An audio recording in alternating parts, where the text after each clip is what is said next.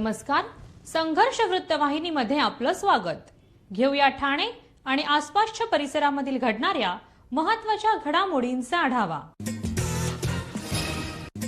19 ते 26 नोव्हेंबर 2023 या कालावधीत ठाण्यात स्वातंत्र्यवीर सावरकर नगर येथे होणार कोकण महोत्सव सलग 8 दिवस. मुख्यमंत्री एकनाथ शिंदे यांच्या मार्गदर्शनाखाली शिवसेना स्वातंत्र्यवीर सावरकर नगर व 12% फाउंडेशन यांच्या संयुक्त विद्यमाने कोकण महोत्सव 2023 हा कार्यक्रम कोपरी पाचपाकाडी विधानसभा मतदारसंघामध्ये आयोजित केला जात आहे. सदर कार्यक्रम 19 नोव्हेंबर ते 26 नोव्हेंबर 2023 पर्यंत दररोज सायंकाळी 5 ते रात्री 10 वाजेपर्यंत ठाणे महानगरपालिका शाळा क्रमांक 120 चे पटांगण स्वातंत्र्यवीर सावरकर नगर येथे आयोजित केला आहे. माजी शिवसेना गटनेते व माजी नगरसेवक दिलीप बारटक्के यांनी या महोत्सवाचं आयोजन केलं आहे. यंदा 2023 हे कोकण महोत्सवाचं 16वे वर्ष असून नागरिकांसाठी विविध उत्तम कार्यक्रमांचं आयोजन केलं आहे.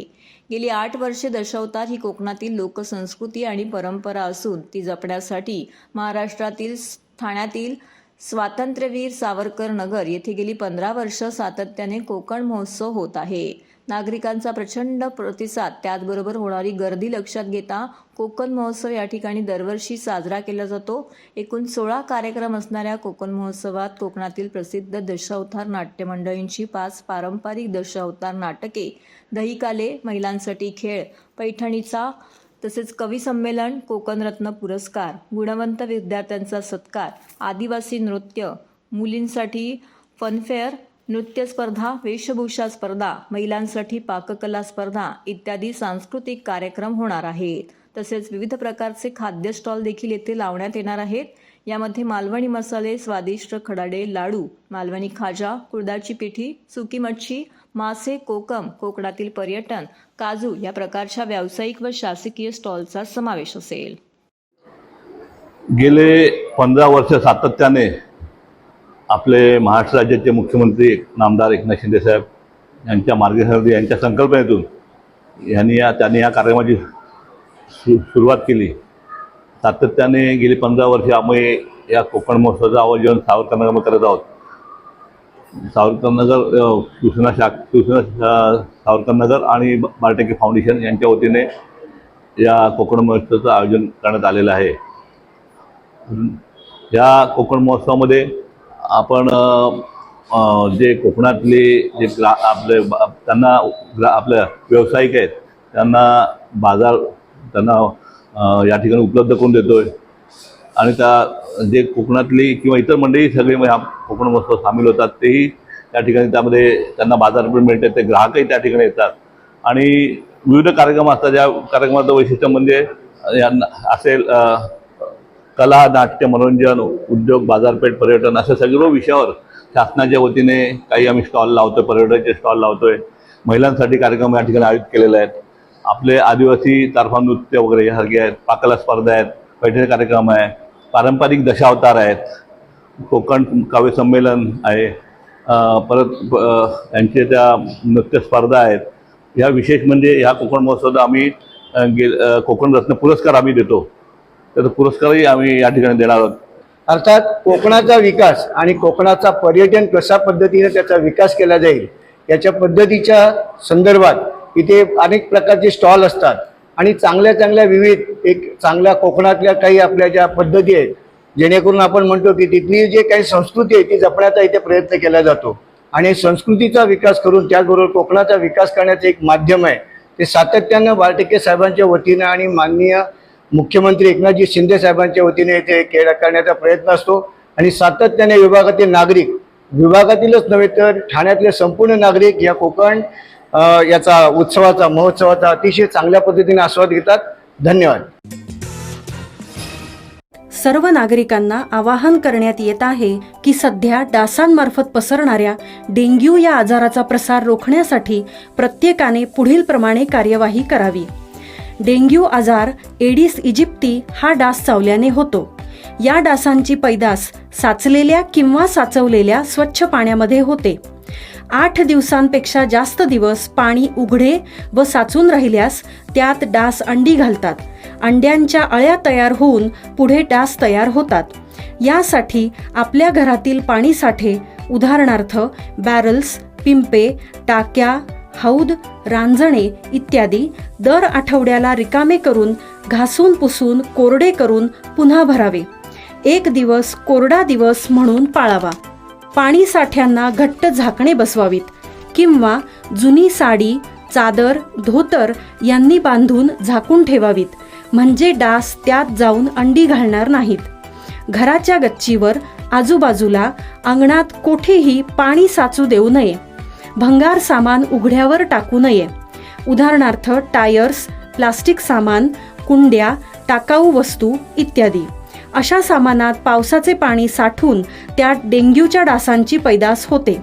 घरातील कूलर्स, फ्रीजच्या पाठीमागील ट्रे हे देखील वेळोवेळी कोरडे करावेत. लक्षात ठेवा, नुसत्या फवारणीने डास घनता कमी होत नाही, तर त्यासाठी डास पैदास ठिकाणे नष्ट करणे ही आपल्या सर्वांची जबाबदारी आहे. कोणताही ताप अंगावर न काढता जवळच्या शासकीय रुग्णालयात मोफत औषधोपचार घ्या. अशा प्रकारे नागरिकांनी सहकार्य केल्यास डेंग्यूचा प्रसार रोखणे सहज शक्य आहे.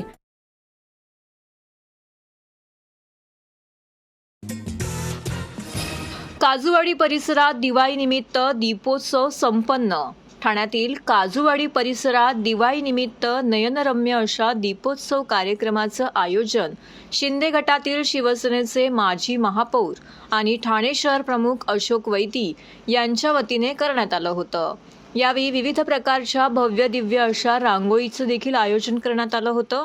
या कार्यक्रमात हास्यजत्रा फेम दत्तू मोरे आणि मराठी अभिनेते संदीप जुवटकर यांनी देखील या कार्यक्रमास हजेरी लावली.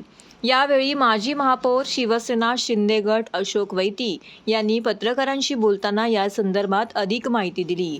गेल्या 12 वर्षापासून हा उपक्रम या परिसरामध्ये राबवण्यात येत असून आपल्या संस्कृतीचे आणि धर्मवीर आनंद दिघे यांचे विचार जोपासण्याचा जो प्रयत्न आहे त्या उत्सवातून त्यांनी केला आहे.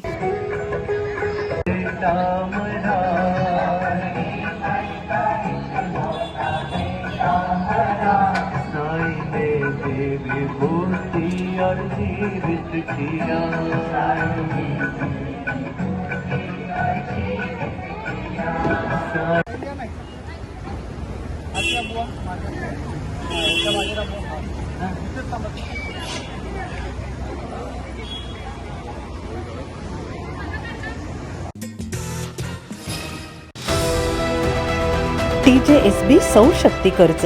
Go green. करा वीज बिलावर बचत.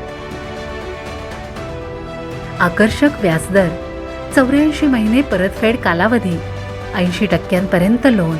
व्यावसायिक आणि उद्योजकांकरता सुद्धा. अधिक माहितीसाठी तुमच्या जवळच्या शाखेला भेट द्या किंवा संपर्क साधा. 1800-223-466 आणि 1800-266-3466.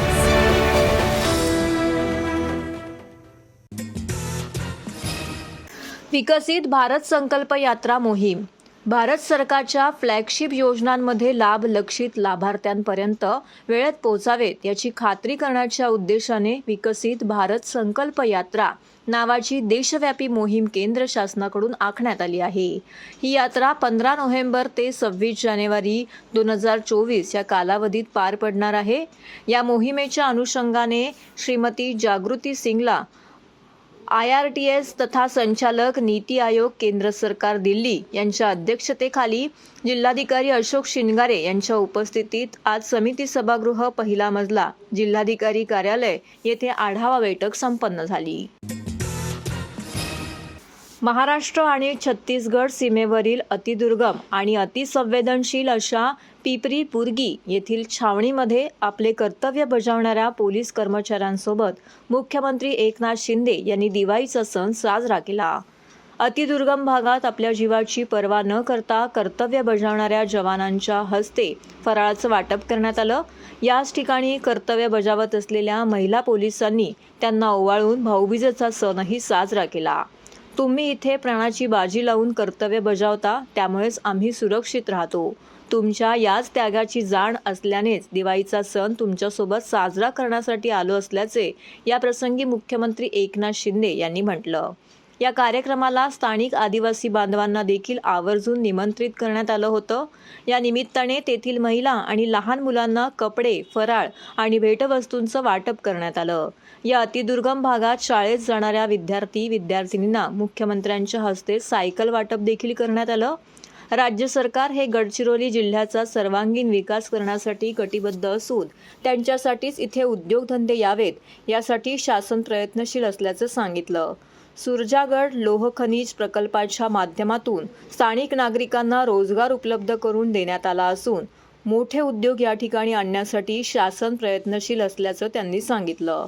तसेच शिक्षण, रोजगार, दळणवळण आणि इतर सोयीसुविधा वाढवून इतर जिल्ह्या इतकाच गडचिरोली जिल्हा देखील विकसित करण्याचा आमचा प्रयत्न असल्याचं त्यांनी यावेळी म्हटलं.